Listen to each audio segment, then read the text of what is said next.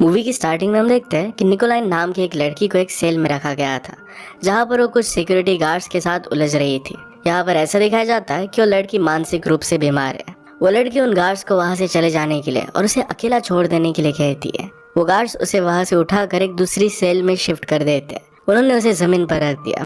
उनके वहां से जाने के बाद उसे वहां से उठने के लिए कहते हैं। यहाँ हमें पता चलता है कि कुछ भी सीरियस नहीं था, ये सिर्फ एक ड्रिल थी। किसी मानसिक रोगी को किस तरीके से हैंडल करना है, इसकी ट्रेनिंग गार्ड्स को मिल रही थी। इसके बाद निकोलाइन अपने जैकेट से लाइटर निकालती है, कहती कि आपने चेक नहीं किया था। निकोलाइन यहाँ पर साइकेट्रिस्ट थे, वहाँ पर उसे सारे पेशेंट्स की थेरेपी करने का काम था। नेक्स्ट डे हम देखते हैं कि निकोलिन नहाकर बाहर आती है, अपना नाश्ता करती है और टीवी को बंद करती है, तो तैयार होकर अपने काम पर गए। वहाँ पर अपनी एक कलीग से मिलती है, जो उसे कहती है कि मुझे किसी और के पेशेंट्स को हैंडल करना है। निकोलिन यहाँ पर कंफ्यूज होके उसे आगे जाके क्या करना है। जब वो कलीग से बात पूछती है तो निकोलिन के पीछे एक माउंटेन का फोटो लगाया हुआ था। इसे देखकर वो कहती है कि मैं ट्रैवल करना चाहती हूँ। तभी वहाँ पर एक अलार्म बज जाता है। सब बाहर निकलकर इंतजार कर रहे थे। इसके बाद सब लोगों को अंदर भेज दिया जाता है। ये एक फॉल्स अलार्म था। नेक्स्ट सीन में निकोलिन और मरी के उन्हें दिए गए पेशेंट से मिलने के लिए जाते हैं। एक पेशेंट का नाम इद्रिस था और उनसे वो पहली बार मिल रहा था। उनको जिस थेरेपिस्ट से पेशेंट मिला था उसका नाम मिस्टर बोगस था। इद्रिस निकोलिन से पूछता है कि आप कैसी हो। निकोलाइन कहती है कि मैं अपने आप से पूछ कर बताऊंगी। यहाँ पर हमें पता चलता है कि इद्रिस को अब लीव मिलने वाली थी। निकोलिन ने उससे पूछा तुम इतने सालों से यहाँ पर क्यों हो। इसका जवाब देने में इद्रिस हिचकिचाता है, कहता है कि मैंने बहुत सारी लड़कियों को जबरदस्ती की थी। निकोलाइन ने कहा कि ये सब चीजें तो तुम्हारी फाइल में लिखी हुई है, अगर तुम्हारे दोस्त ने तुमसे पूछा तो तुम क्या आंसर करोगे। इद्रिस कहता है कि इसका आंसर मैं तुम्हें बाद में बताऊंगा। अब हम देखते हैं कि निकोलिन जब नहा रही थी तो उसकी मॉम उसके लिए टॉवल लेकर आई। इसके बाद निकोलिन अपनी मदर की गोद में सो जाती है। निकोलिन अपनी मॉम से कहती है कि आज बहुत लेट हो चुका है, तो मदर उसी के घर पर रुकने का डिसाइड करती है। वो सुबह जल्दी उठकर उसके लिए नाश्ता भी बनाने वाली थी। नेक्स्ट डे निकोलिन अपने काम पर गए। वहाँ पर 4 लोग मिलकर एक मानसिक रोगी को काबू करने की कोशिश कर रहे थे। इसके बाद वो लिफ्ट में जा रही थी, पर वहाँ पर उसे इद्रिस जॉन के साथ दिखता है। निकोलाइन अपने ऑफिस पहुंच चुकी थी, पर वहाँ पर अपनी खिड़की से वो नीचे देख रही थी। वहाँ पर एक आदमी सीपीआर देने वाले डेरिल नाम के एक इटालियन कुत्ते पर रिसर्च करने के लिए कहता है। यहाँ निकोलाइन का सारा ध्यान नीचे चल रही हुई फाइट पर था। वहाँ एक आदमी एक दूसरे आदमी को बहुत बुरी तरीके से पीट रहा था। इद्रिस साइड में खड़ा होकर ये सब कुछ देख रहा था। उन दोनों को फिर गार्ड्स काबू कर लेते हैं। इद्रिस वहाँ से गया और अपने रैबिट्स के पास आया। नेक्स्ट सीन में हम मीटिंग देखते हैं। सब लोग इद्रिस के बारे में डिस्कस कर रहे थे। वो कह रहे थे कि पिछले 5 सालों से इद्रिस बहुत ही कोऑपरेटिव रहा है, उसने कुछ भी गलत नहीं किया, अब हमें उसे छोड़ देना चाहिए। निकोलाइन उसे कहती है कि हम सबकी नज़रों के सामने वो अच्छा बन कर रहा है, उसे रियल वर्ल्ड में विदाउट किसी सुपरविजन भेजना ये शायद गलत डिसीजन हो सकता है। सब लोग फिर इद्रिस के केस पर और भी डिस्कस करने का डिसाइड करते हैं।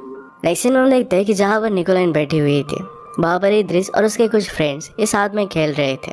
निकोलाइन जब जॉर्ज से पूछती है कि क्या वो ठीक है, उस पर वो कहता है कि हाँ। निकोलाइन बस खड़े होकर देखने लग जाती है। वहाँ पर उनकी कलीग उन्हें रोकती है और इद्रिस को अपने साथ ऑब्जर्वेशन के लिए लेकर जाती है।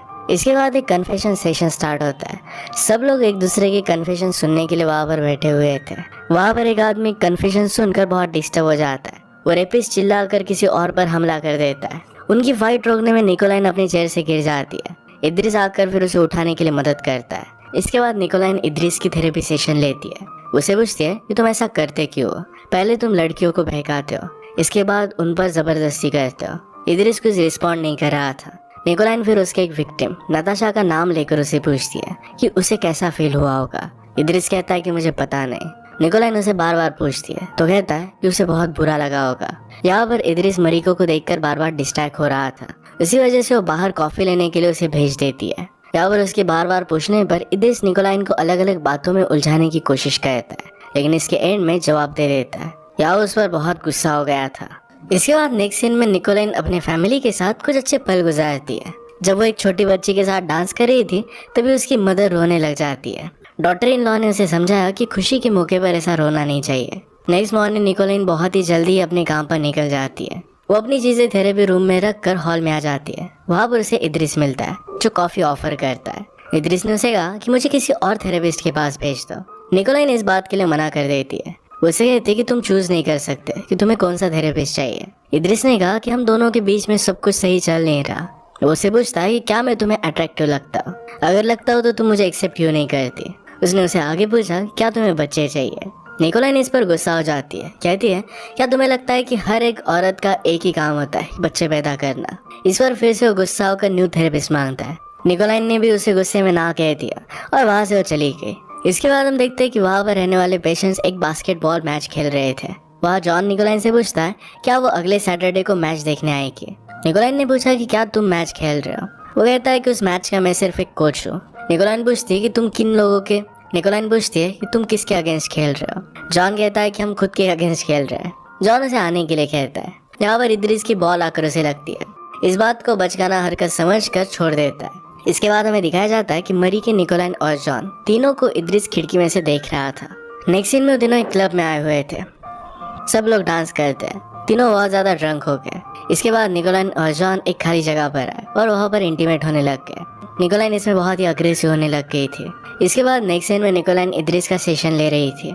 निकोलाइन इद्रिस से कहती है सब लोग तुम्हें यहाँ से परमानेंट लीव देने की बात कर रहे हैं, मैं अभी तुम्हें लीव नहीं देना चाहती, थोड़े दिनों के लिए यहीं पर ऑब्जर्वेशन के लिए रखना चाहती हूँ। इद्रिस कहता है कि क्या अब मुझे मेरी खुद की लीव के लिए तुम्हें कन्विंस करना पड़ेगा। इसी वजह से मैंने किसी और थेरेपिस्ट की मांग की थी। इसके बारे में मरिका को कुछ भी पता नहीं था, पर निकोलाइन कहती है तुम्हें दूसरा थेरेपिस्ट नहीं मिलने वाला। इसके बाद सब लोगों की मीटिंग में निकोलाइन ने सबसे कहा कि इद्रिस सब दिखा कर रहा है। मैंने जब उसे धमकी दी कि बहुत दिनों तक वो यहाँ पर रह सकता है तो अजीब तरीके से वो बिहेव करने लग गया। ये सुनकर सारे लोग डिसएग्री करते हैं, कहते हैं कि तुम्हें ये सब नहीं करना चाहिए था। वो कभी भी बैड बिहेव नहीं करता, वो बहुत ही कोऑपरेटिव है, सबसे समझदार है और दूसरों के लिए अपनी कंसर्ट भी दिखाता है। वो सबसे ज्यादा कॉन्फिडेंट और मोटिवेटेड आदमी है।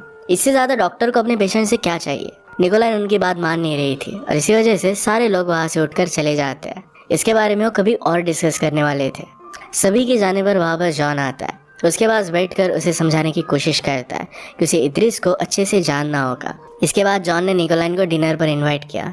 निकोलाइन कहती कि वो नहीं आ पाएगी। जॉन फिर वहाँ से गुस्से में चला जाता है। इसके बाद वो अपने फैमिली के साथ खाना खा रही थी। वो बहुत ही थकी हुई थी। उसकी सिस्टर ने उसे कहा कि तुम्हें अब नहाकर आराम करना चाहिए। जब वो बात ले रही थी तो उसे रियलाइज होता है कि उसके पैरों पर किसी ने अपना हाथ रखा है। इससे निकोलाइन डर जाती है। अगले दिन हम देखते हैं कि इद्रिस और मरी के एक दूसरे के साथ मजाक मस्ती कर रहे थे। तभी वहाँ पर निकोलाइन आती है। मरी के से कहती है कि तुम्हें एलेक्स बाहर बुला रहा है, उसे वहाँ से भेज देती है। इसके बाद इद्रिस भी वहाँ से चला जाता है। निकोलाइन फिर इद्रिस के रैबिट के पास बैठी हुई थी। तभी वहाँ पर इद्रिस आता है। उसे कहता है कि मेरा एक बेटा भी है। निकोलाइन को इस बात पर बिलीव नहीं होता। वो उसे कहती है कि इसके बारे में तो फाइल में कुछ भी लिखा नहीं था। इद्रिस कहता है कि मुझे तुम्हारे साथ ऑनेस्ट रहना था, इसी वजह से मैंने तुम्हें बताया। वैसे भी लड़कियों को ऑनेस्टी अच्छी लगती है। निकोलाइन ने पूछा कि क्या तुम्हें औरतें और लड़कियां इतनी सिंपल लगती है। इस पर इद्रिस कहता है कि औरतों में ज्यादा फैंटेसी होती है कि कोई उनके साथ जबरदस्ती करे। इसके बाद उसने अपने बेटे का नाम उसे मिलान बताया, जो मैकडॉनल्ड्स में काम करता था। निकोलाइन फिर अपने ऑफिस चली जाती है। वहाँ से वो KFC गई। वहाँ पर किसी चीज़ के बारे में सोच रही थी। वहाँ पर काम करने वाले लड़के से वो 2 बकेट चिकन ऑर्डर करती है। गुड इवनिंग कहकर वहाँ से चली जाती है। वो इसे एंजॉय कर रही थी, तभी वो एलेक्स को मिलने के लिए मैसेज करती है।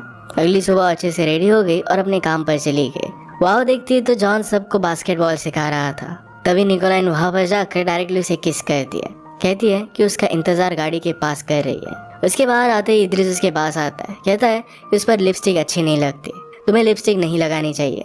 निकोलाइन इस बात को इग्नोर कर देती है और वहाँ से चली जाती है। ये सब जॉन देख लेता है। जॉन ने बाहर आकर निकोलाइन से पूछा कि तुम्हारे और इद्रिस के बीच में चल क्या रहा है। निकोलाइन कहती है कि मुझे पता नहीं, तुम किसके बारे में बोल रहे हो। इसके बाद जॉन उसे पूछता है कि क्या वो तुम्हें रिझाने की कोशिश कर रहा है। ये करना इद्रिस को बहुत ही अच्छी तरीके से आता है। इस बात पर निकोलाइन ने साफ मना कर दिया। जॉन निकोलाइन को इद्रिस से किसी भी तरीके से प्रोटेक्ट करने की बात करता है, पर निकोलाइन इस बात पर भड़क जाती है। कहती है कि मुझे किसी की भी प्रोटेक्शन की जरूरत नहीं है। अगर तुम्हें उस टाइप की लड़की अच्छी लगती है जिन्हें प्रोटेक्शन चाहिए तो वैसे तुम कोई ढूंढ लो। इस पर जॉन बहुत गुस्सा हो जाता है और वो अपनी गाड़ी लेकर वहाँ से चला गया। यहाँ पर हम देख सकते हैं कि निकोलाइन की फैंटेसीज उस पर हावी हो रही थी। इसके बाद वो मरिके को इद्रिस का एक सेशन लेने के लिए कहती है। मरिके खुश होकर सेशन लेने के लिए पहुंच जाती है। मरिके ने इद्रिस से कहा कि अगर तुम्हें 4 घंटे की लीव ऑफर करेगी तो तुम कहाँ पर जाओगे। इद्रिस कहता है कि मैं सी साइड देखूंगा।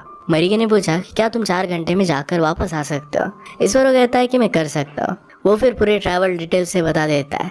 मरिके फिर उसे रोक देती है। इसके बाद हम निकोलाइन को देखते हैं, जो अगली सुबह अपने बाथरूम गई। वो वापस आई तो उसने अपने बेड पर ब्लैक डॉग देखा। वो चेक करती कि क्या ये सचमुच में हो रहा है या सिर्फ उसकी इमेजिनेशन है, पर वो डॉग रियल था। निकोलाइन फिर अपने फ्लैट के नीचे आती है। वहाँ पर उसने देखा तो इद्रिस वहाँ पर पहले ही आ चुका था। वो फिर उसे सी साइड लेकर जाता है। वो अपने हाथ आगे कर इस मोमेंट को एंजॉय करता है। निकोलाइन उसे पीछे खड़े होकर देख रही थी। इसके बाद उसके पीछे पीछे जाती है। वो फिर निकोलाइन के पास आ गया, उसके बहुत करीब आ जाता है। वो उसे कहता है कि तुम्हें मुझसे जो चीज़ चाहिए ये मैं तुम्हें नहीं देने वाला। इसके बाद वो वहाँ से जाने लगता है। रात में फिर निकोलाइन अपने घर पर वापस आती है। उसकी मॉम उसका वेट कर रही थी। वो फिर अपनी मॉम की गोद में सो जाती है। अगले दिन निकोलाइन ने आकर इद्रिस से कहा कि अब टाइम हो चुका है, अब तुम्हें थेरेपिस्ट चेंज करना चाहिए। वो कुछ आगे बोलती इससे पहले इद्रिस वहाँ से उठकर चला जाता है। इसके बाद जब निकोलाइन बाहर आती है तो हम देखते हैं कि इद्रिस ने अपने रैबिट को मार दिया है। वो बहुत ही ज्यादा गुस्सा हो गया था। निकोलाइन उसके पीछे गई और उससे पूछा कि क्या तुम ठीक हो। इद्रिस कहता है कि मुझे अब एक न्यू थेरेपिस्ट की बहुत ज़रूरत है। वो फिर उसे एक कोने में लेकर गया और वही वो उसके साथ इंटीमेट होने की कोशिश करता है। निकोलाइन भी उसके साथ अग्रेसिव हो जाती है। तभी वहाँ पर इद्रिस का अलार्म बज जाता है। वहाँ पर निकोलाइन को बचाने के लिए गार्ड्स आ गए, पर निकोलाइन कहती है कि फॉल्स अलार्म था और उसे बचा लेती है। इसके बाद हम देखते हैं कि नेक्स्ट डे निकोलाइन जब अपने काम पर आती है तो वो खोई खोई सी थी। किसी के उसे बुलाने पर भी उसे सुनाई नहीं देता। वो घर जाकर फिर घर साफ करने लगती है। तभी वहाँ पर इद्रिस आ जाता है। निकोलाइन पूछती है कि तुम यहाँ पर कैसे आ गए। वो कहता है कि मुझे 2 घंटे की छुट्टी मिली है। वो फिर उसे अंदर बुलाकर कॉफ़ी देती है। इद्रिस उसे डेट करने की बात करता है। निकोलाइन ने कहा कि ये बात इम्पॉसिबल है। इसके बाद वो दोनों सोफे पर बैठ जाते हैं। यहाँ पर वो दोनों एक दूसरे से बहुत अट्रैक्टेड थे। इद्रिस फिर सारे कर्टन्स बंद कर देता है। उसकी जो फैंटेसीज थी निकोलाइन के साथ वो कंप्लीट करता है। निकोलाइन को भी यही चाहिए था। इंटीमेट होने के बाद वो वहाँ से चला जाता है। इद्रिस के जाने के बाद निकोलाइन को उसकी मदर का मैसेज आया। वो उसे कहती है कि तुम एक स्ट्रांग औरत हो। ये मैसेज सुनने के बाद निकोलाइन जोर जोर से रोने लग जाती है। सब कुछ ठीक है ऐसे एक्ट करते हुए वो बस से ट्रैवल करते हुए अपने काम पर जाती है। वो इद्रिस के सेल में गई। वहाँ पर अंदर जाकर अपने कपड़े निकालने लग गई। उसे इंटीमेट होने के लिए सीड्यूस करती है। इद्रिस भी उसके करीब आ गया। तभी निकोलाइन ने अलार्म बजा दिया। इस पर इद्रिस उसे हार्म करने की कोशिश करता है, पर गार्ड्स वहाँ पर आ जाते हैं और निकोलाइन को बचा लेते हैं। अब इद्रिस यहाँ से कहीं पर भी जा नहीं पाएगा। निकोलाइन की हमेशा से फैंटेसी थी कि कोई उसे ज़बरदस्ती करे। ये फैंटेसी उसने इद्रिस के थ्रू कंप्लीट की, पर अब जब बात हद से बढ़ चुकी थी तो उसे जाने भी नहीं दे सकती थी और इसी वजह से लास्ट में उसने उसे फंसा दिया। आयरॉनिक बात ये बन जाती है कि एक्चुअल में साइको कौन था ये डिसाइड करना बहुत ही डिफिकल्ट हो जाता है। अगर आपको एक्सप्लेनेशन अच्छा लगता है तो प्लीज़ लाइक और कमेंट जरूर कर दीजिए।